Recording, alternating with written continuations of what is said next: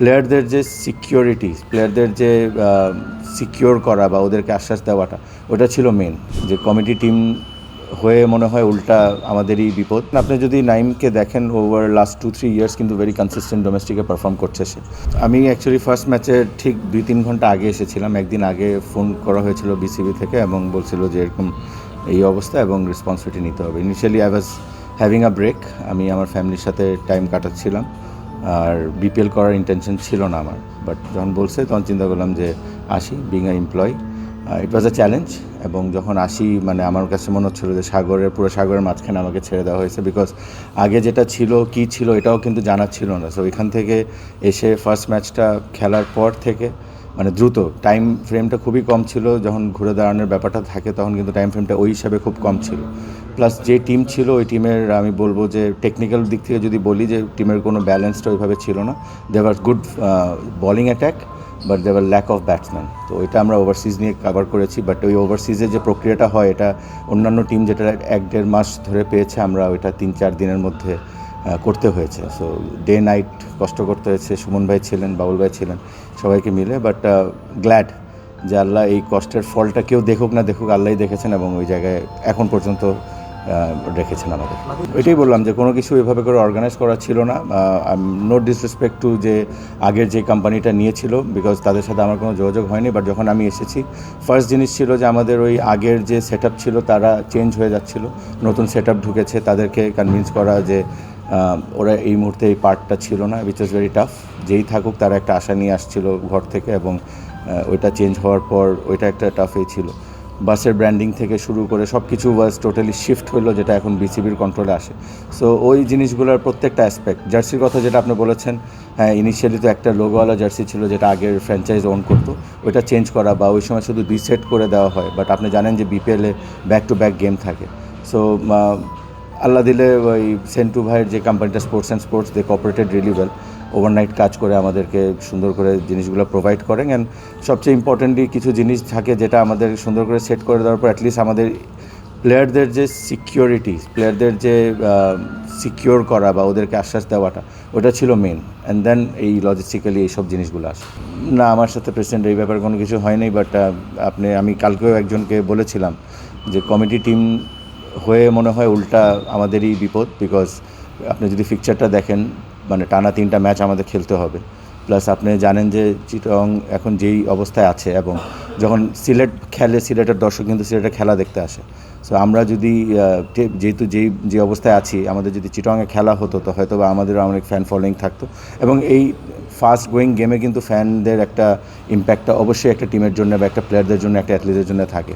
So ওই জায়গা থেকে বঞ্চিত হচ্ছি। তো আমাদের কমিটি টিম হইলেও আমাদের কোনো অ্যাডভান্টেজ যে পাচ্ছি, এটা আপনি বলতে পারবেন। দেখেন, ওই আমাদের তো বললাম না, মানে দেবার স্লিপলেস নাইটস গেছে আমার, সুমন ভাই, আমাদের ম্যানেজমেন্টে যারা ছিল। তো আমাদের যে অ্যানালিস্ট নিয়োগী, তার সাথে জাস্ট কোথায় আলাপ হচ্ছিল, আমাদের একটা কিপার ব্যাটসম্যানের দরকার ছিল। Preferably we were looking for lefty. But আপনি জানেন যে ড্রাফট হয়ে গিয়েছে, চারিদিকে কিন্তু অনেক ফ্র্যাঞ্চাইজ ক্রিকেট চলছে। তো আমাদের কাছে ওই অপশন, ওই লাক্সারি ছিল না যে আমরা ওই প্লেয়ারদেরকে, মানে ভালো প্লেয়ার পাবো, ওই সময় লিমিটেশন ছিল। তো নেপাল প্রিমিয়ার লিগ থেকে তখন আমাদের অ্যানালিস্ট বললো যে এরকম রসিংটন খুব ভালো খেলেছে। তো ইন্টারেস্টিং পার্ট হলো যে আমি জানি না এটা রেকর্ড কিনা, বাট একদিনের মাধ্যমে ওকে উড়ে আনা, ওকে ওইখানকার ইংল্যান্ডের টাইমের 10টার দিকে ওকে জানানো হয়, ওর নেগোসিয়েশন করা হয়, এনওসির ব্যাপারটা থাকে। লাকিলি ফ্লাইট সিলেটে নাম ছিল, সো ওইভাবে কনভিন্স করা। বাট মানে ওর জন্য খুব আনফর্চুনেট যে বিজনেস ক্লাস সিট ছিল না, প্রিমিয়াম ইকোনমিতে সে এগ্রি করে আসার জন্য, এবং সে এসে পরের ম্যাচটা খেলে। ওই ম্যাচটা ওর জন্য খুবই ডিফিকাল্ট ছিল, ওভারনাইট স্লিপলেস নাইট এসে খেলা, পারফর্ম করতে পারেনি। But he is going really well. তো দোয়া করবেন যেন সে সামনেও কন্টিনিউ করে। ওয়েল, আমি তো মানে being a manager of A team, আমি আমার ফিলিংটা বলতে পারি। But there R other aspects যেটা হয়তো বা বিসিবি চিন্তা করে, আমি অ্যাকচুয়ালি জানি না, বা আমার সাথে ওই ধরনের কমিউনিকেট হয়নি। আর আপনি জানেন যে it's a fast going tournament, যেখানে আমরা নিজের টিমকে নিয়েই চিন্তা করছি। So we don't know. আমরা জানি হঠাৎ করে জানানো হয়েছে, logistically we were ready to go to Chittagong, and then এটা ডিসাইড হয় যে চিটাগংয়ে খেলা হবে না। তো ওইভাবেই আমরা অ্যাপ্রোচ করেছি। কেন হয়নি বা কী কারণে হয়নি, এটা বিসিবি কর্মকর্তারাই বলতে পারবেন। There should be a specific reason. দেখেন, বিং আ ওইখানকার দর্শক তো ডেফিনেটলি চাবে যে বিপিএল কিন্তু একটা ফেস্টিভের মতো, আমরা যেখানেই যাই BPL itself is like a festive অনেকের জন্য যারা ক্রিকেট ফলোয়ার্স থাকে। তো ওরা যেহেতু বঞ্চিত হচ্ছে ওরা তো এটা চাবেই, but moral end of the day স্টোরিটা কী বা কী রিজন বিহাইন্ড এটা যারা ডিসিশন নিয়েছেন তারা বলতে পারবেন। এক্সপেকটেশন আপনি যদি নাইমকে দেখেন ওভার লাস্ট 2-3 ইয়ার্স কিন্তু ভেরি কনসিস্টেন্ট ডোমেস্টিকে পারফর্ম করছে সে, এবং ওর অ্যাপ্রোচটা অনেক চেঞ্জ হয়েছে। এখানেও সেম, এখানে অনেক ধরনের ওই 1,10,00,000 না 1,10,00,000 কথা বলছিল।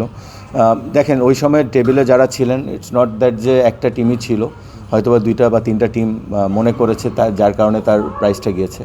সো এবং এখন যে ইনিংসগুলো সে খেলছে, যেভাবে সে খেলছে, যে অ্যাপ্রোচে সে ব্যাটিং করছে, খুব ইম্প্যাক্টফুল ইনিংস খেলছে, এবং এখন তো দেখে তা মনে হচ্ছে ইটস ওয়ার্থ ইট।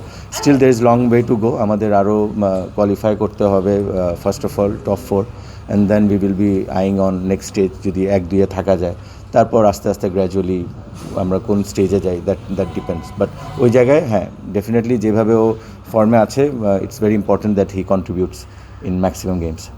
না, আমি যেটা মনে করি যে প্লেয়ার্স ফার্স্ট স্টেক হোল্ডার হয়, অ্যাট দ্য সেম টাইম কিন্তু management is also very important. আমি জানি না মানে আমরা কতটা ভ্যালু দেই, এটা আপনারা ভালো বলতে পারবেন, বাট একটা ভালো ম্যানেজমেন্ট কিন্তু মানে এনভায়রনমেন্ট এবং কালচার টোন করে, এবং ওইখান থেকে কিন্তু বাদবাকি প্লেয়ারদের উপর ইম্প্যাক্ট ফেলে বা অ্যাজ এ টিম ইম্প্যাক্ট ফেলে। সো আমরা উই আর প্রাউড দ্যাট যে আমাদের যে ম্যানেজমেন্টগুলো আছে দে আর ভেরি মাচ কোয়ালিফাইড বলবো, ভেরি মাচ এক্সপিরিয়েন্স বলবো, এবং যেভাবে জেল আপ হয়েছে in very short period of time, that's amazing. So এটা আমার দিক থেকে একটা কথা যেটা আমি ওভার ইয়ার শিখে এসেছি, যে ক্রিকেটে যেরকম কোচ, ট্রেনার, ফিজিও ইম্পর্ট্যান্ট হয়, ওইভাবে কিন্তু ম্যানেজার এবং টিম ডাইরেক্টরদের রোলটাও কিন্তু খুব ইম্পর্ট্যান্ট। সো আপনি এটা ওই জায়গায় ক্রিকেট রিলেটেড যারা থাকে বা যারা experience, it's very important to be on board, এবং ওইভাবে যদি ওর আন্ডারে যদি মেনটেন করতে পারেন আমার মনে হয় যে এন্ড রেজাল্টটা ভালো হয়। What we can do is we can create a good environment, we can create a solid culture, এবং এখান থেকে কিন্তু প্লেয়ারদের জন্য এটা ইজি হয়ে যায় টু পারফর্ম। না ডেফিনেটলি আমি এটাকে খুব চ্যালেঞ্জিং হিসাবে নেই, বিকজ এটার ডেপথে আপনি যত কাজ আছে আপনি যদি অতটুকু করেন there is lot of work. আর আপনি যদি মানে যেটা অনেকের পার্সপেক্টিভ থাকে যে রুমে থাকবো আর ডেইলি অ্যালাউন্স দিব আর টাইম দিব, তাহলে অতটুকু কাজ আছে। So that's the difference between যে আপনি কাজটাকে কীভাবে গ্রহণ করতেছেন। I try to get in to the psychology of each players so that each players are happy, so that এক একজনের এইভাবে অপারেট করার। দেয়ার আর আদার অ্যাসপেক্টস অলসো, যে আমি চেষ্টা করি যে কেউ যেন আমাকে প্রশ্ন না করে তার আগে জিনিসটা রেডি থাকে।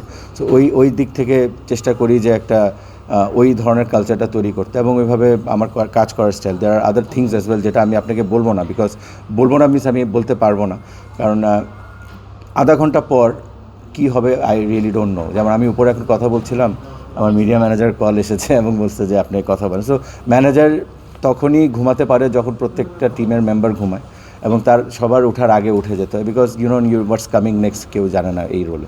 শুনেন, আমার সুমন ভাইয়ের সাথে ইনফ্যাক্ট আমার এই ক্যারিয়ারে আসার আগে I give credit to Suman ভাই and Kazi Inam Ahmed, board director ছিলেন এক্স, আমাকে এই প্ল্যাটফর্মে আনা। আই ওয়াজ ভেরি ইয়াং ওই সময়, কিন্তু মনে করেন যে এই রোলে দেওয়ার মতো চ্যালেঞ্জ কেউ নিত না। তো সুমন ভাই ছিলেন আর ইনাম ভাই ছিলেন বলে এটা করেছি, এবং I could have flourish in my this career.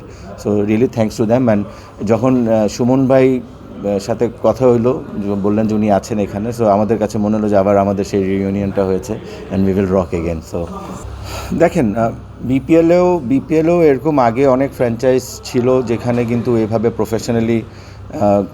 Professionally কিন্তু খেলেছে টিম।